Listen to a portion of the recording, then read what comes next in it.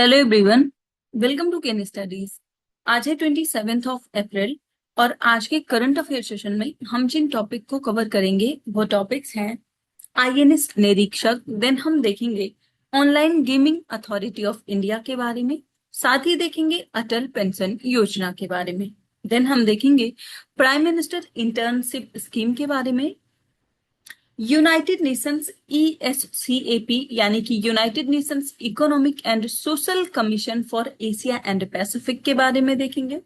इसके बाद हम देखेंगे 2027 का जो वर्ल्ड पैरा एथलेटिक्स चैंपियनशिप है उसका आयोजन कहाँ पर किया जाएगा। और लास्ट में हम देखेंगे लॉरियस वर्ल्ड स्पोर्ट्स अवार्ड 2026 के बारे में।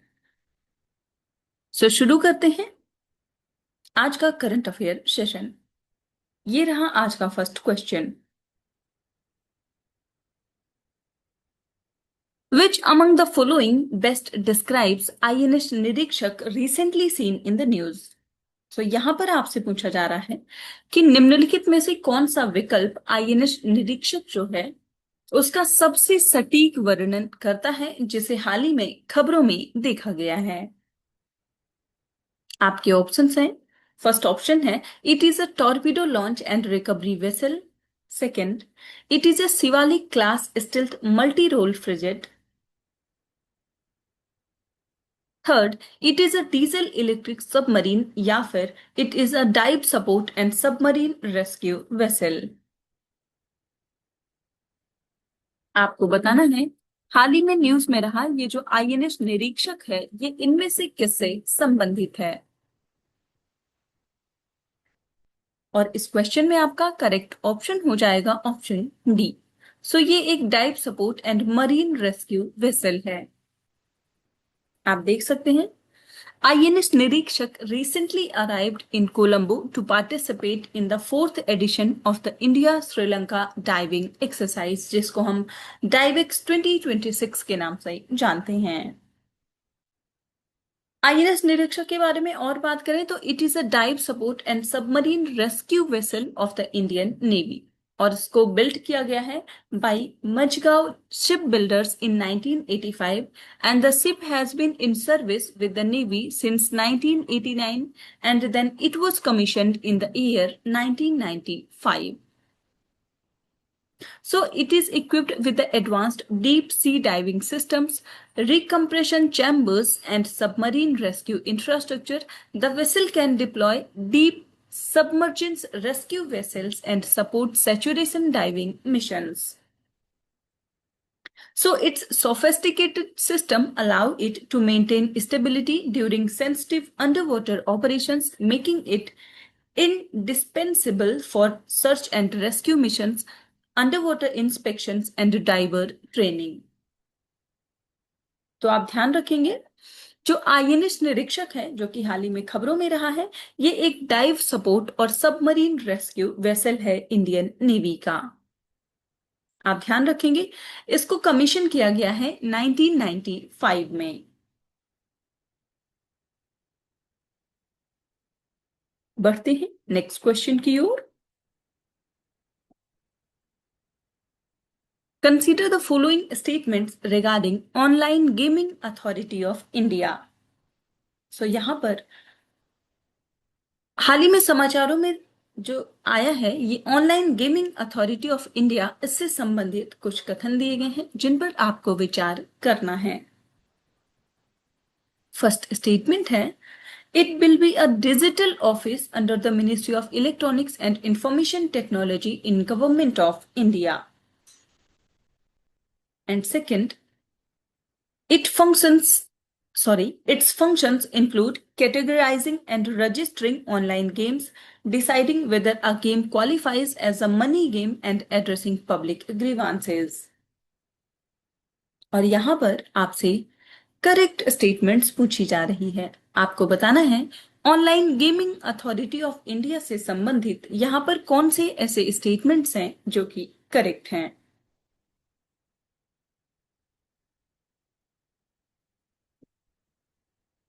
और इस क्वेश्चन में आपका करेक्ट ऑप्शन हो जाएगा ऑप्शन सी। सो यहाँ पर ये दोनों ही स्टेटमेंट्स करेक्ट हैं। आप ध्यान रखेंगे, online gaming authority of India जो है ये एक डिजिटल ऑफिस होगा under the ministry of electronics and information technology. आप यहां देख सकते हैं। सो online gaming authority of India is the regulatory body established under the promotion and regulation of online gaming act 2025. So the authority will be a digital office under the Ministry of Electronics and Information Technology under Government of India, and it will be operational from starting 1st of May. So it will act as the central regulator for the online games including e-sports, bringing them under a formal registration and classification system.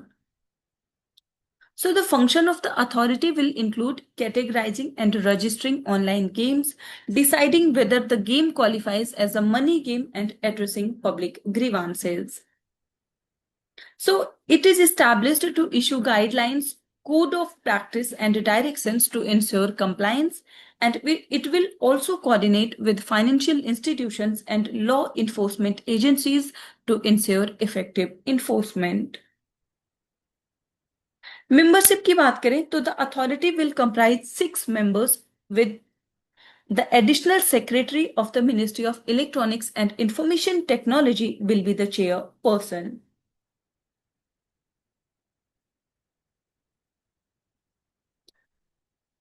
बढ़ते हैं next question की ओर।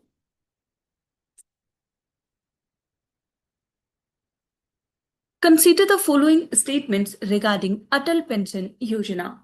सो यहाँ पर अटल pension योजना से संबंधित कुछ कथन दिए गए हैं जिन पर आपको विचार करना है। फर्स्ट स्टेटमेंट है, it is a flagship social security scheme for workers in the unorganized sector. And second, it is administered by the Life Insurance Corporation of India यानी कि LIC।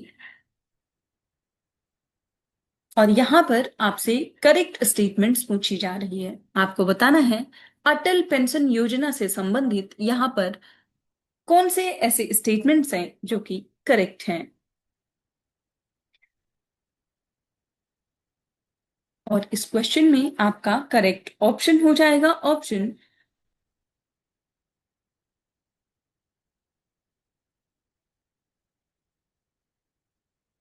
ए। सो यहां पर आपका फर्स्ट स्टेटमेंट करेक्ट है जबकि second incorrect है। आप देख सकते हैं द अटल पेंशन योजना has achieved a significant milestone by surpassing total gross enrollments of 9 crore subscribers. सो ये एक फ्लैगशिप सोशल सिक्योरिटी स्कीम है गवर्नमेंट ऑफ इंडिया की।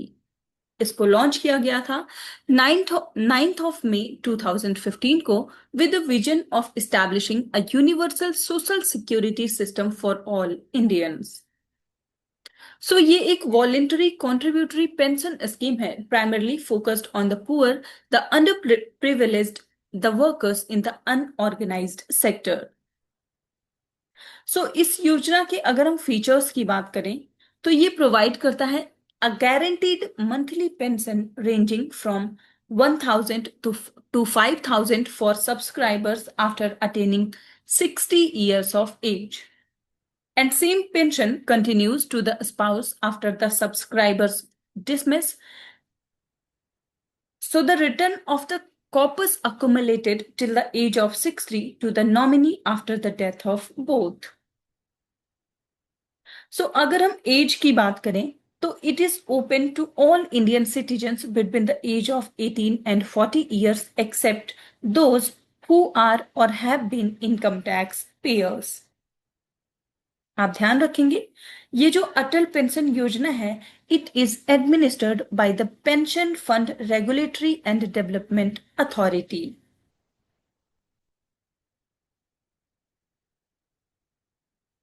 बढ़ते हैं नेक्स्ट क्वेश्चन की ओर।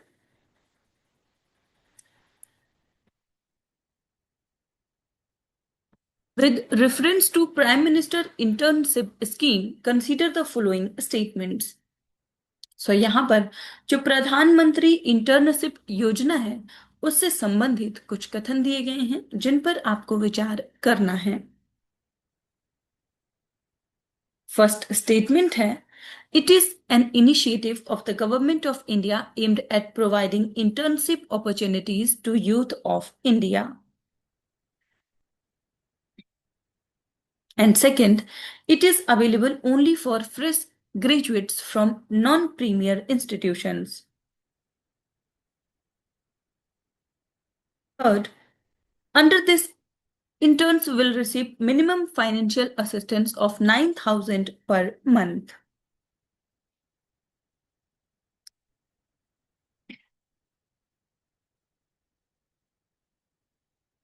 और यहाँ पर आपसे करेक्ट स्टेटमेंट्स पूछी जा रही है। आपको बताना है प्रधानमंत्री इंटर्नशिप स्कीम जो है इससे संबंधित यहाँ पर कितने ऐसे स्टेटमेंट्स हैं जो कि करेक्ट हैं।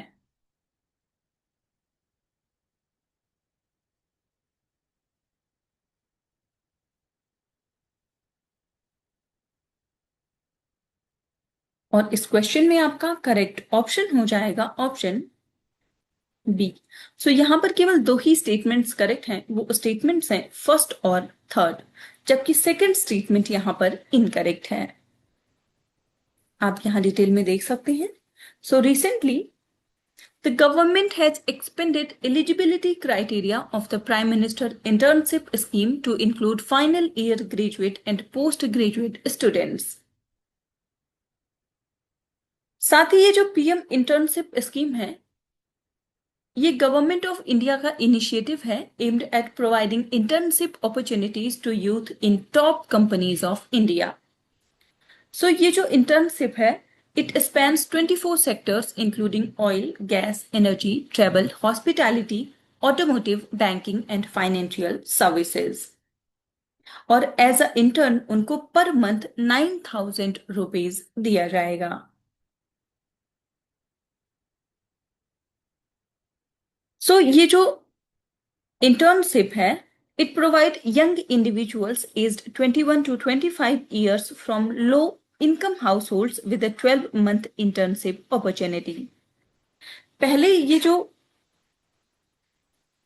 फाइनेंशियल हेल्प था ये 5,000 था, अभी हाल ही में इसको बढ़ा करके 9,000 पर मंथ किया गया है। सो यहाँ पर जो नए चेंजेस हैं अगर हम उनकी बात करें तो नया चेंज ये हुआ है कि इसमें फाइनल ईयर के जो पोस्ट ग्रेजुएट और अंडर ग्रेजुएट स्टूडेंट्स हैं उनको भी अब इसमें शामिल किया गया है। And students are required to submit a NOC यानी कि no objection certificate from their respective educational institutions during the application process. और साथ ही ये भी ध्यान रखना है कि ये उन्हीं बच्चों को दिया जाएगा जिसके फैमिली मेंबर्स किसी गवर्नमेंट जॉब में ना हो। बढ़ते हैं नेक्स्ट क्वेश्चन की ओर।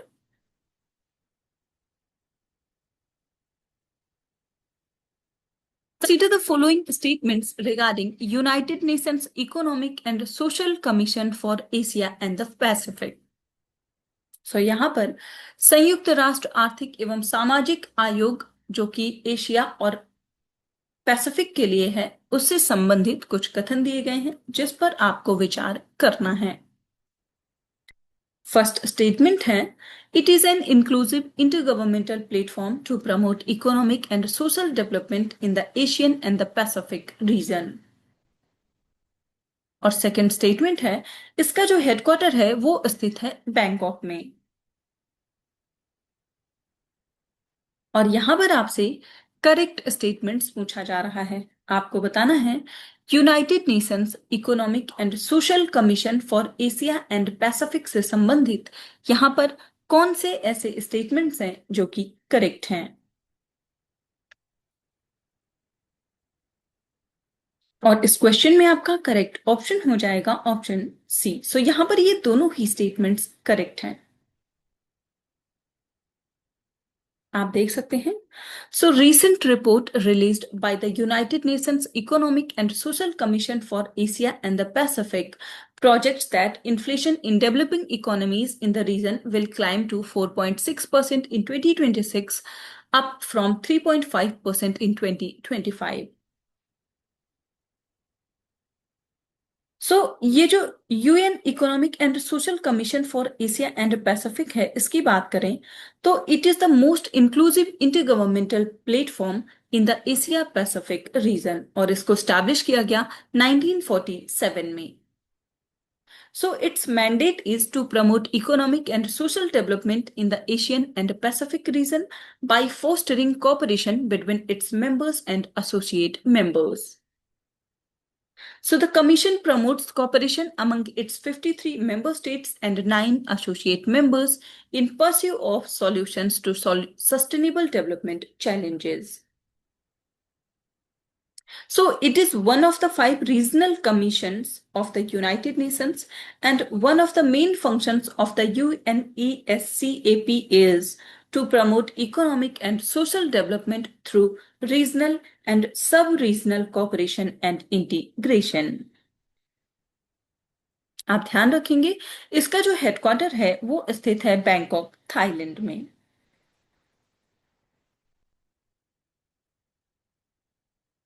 बढ़ते हैं नेक्स्ट क्वेश्चन की ओर. Which city has been confirmed as the host for the 2027 World Para Athletics Championship? यहां पर आपसे पूछा जा रहा है 2027 विश्व पैरा एथलेटिक्स चैंपियनशिप की मेजबानी के लिए हाल ही में किस शहर को चुना गया है? आपके ऑप्शंस हैं दोहा, दुबई, ताशकंद या फिर न्यू दिल्ली.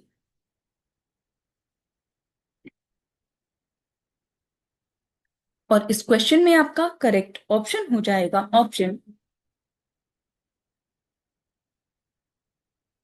सी.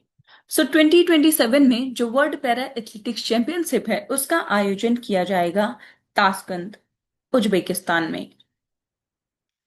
आप देख सकते हैं the 2027 world para athletics championships will be held at the Olympic city main stadium in Tashkent, Uzbekistan in June 2027. So this will be the 13th edition of the championships and marks the first time the prestigious competition will be staged in Uzbekistan and the wider Central Asian region.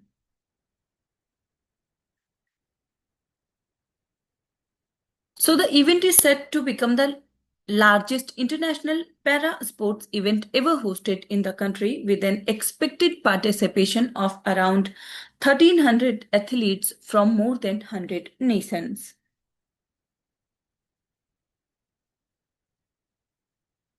सो आपने देखा कि 2027 में जो world para athletics championship है इसका आयोजन किया जाएगा ताशकंद, उज्बेकिस्तान में. और ये 5वीं बार होगा जब ये इवेंट एशिया में आयोजित किया जाएगा. बढ़ते हैं नेक्स्ट क्वेश्चन की ओर. Consider the following pairs of Laureus World Sports Award 2026 winners with their respective categories. So यहाँ पर जो लॉरियस वर्ल्ड स्पोर्ट्स अवार्ड्स 2026 है उसके विजेताओं और उनकी जो संबंधित श्रेणियां हैं उनसे संबंधित यहाँ पर पेयर्स दिए गए हैं जिन पर आपको विचार करना है.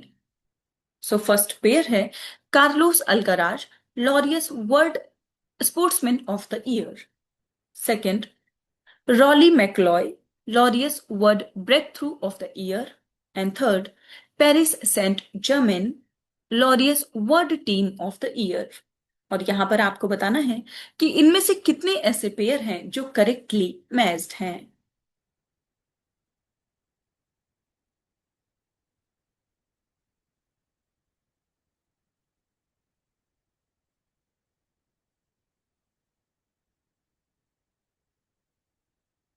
और इस क्वेश्चन में आपका करेक्ट ऑप्शन हो जाएगा ऑप्शन बी. तो यहाँ पर दो पेयर्स हैं जो कि करेक्टली मैच्ड हैं, वो है फर्स्ट और थर्ड.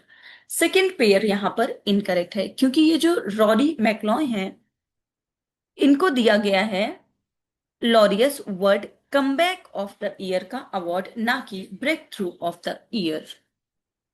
आप यहां देख सकते हैं. So the 2026 Laureus World Sports Award will be hosted in Madrid on the April 20th at Sibyllis Palace celebrating standout achievements and performances of the 2025 across multiple sports categories. यहाँ पर जो Carlos Alcaraz हैं Spanish tennis star, वो winner रहे हैं Laureus world sportsman of the year award के। इसके साथ ही आपने देखा कि रॉरी मैकलॉय को दिया गया है Laureus world comeback of the year का award. And then Paris Saint Germain जो है ये एक फ्रेंच फुटबॉल क्लब है, it is the winner of the Laureus world team of the year award. साथ ही आप ध्यान रखेंगे Laureus sportsman sports women of the year की बात करें तो ये दिया गया है आर्याना सबालेंका को, जो कि टेनिस से संबंधित हैं। आज के करंट अफेयर सेशन में इतना ही। Thank you for watching. Do like share and subscribe.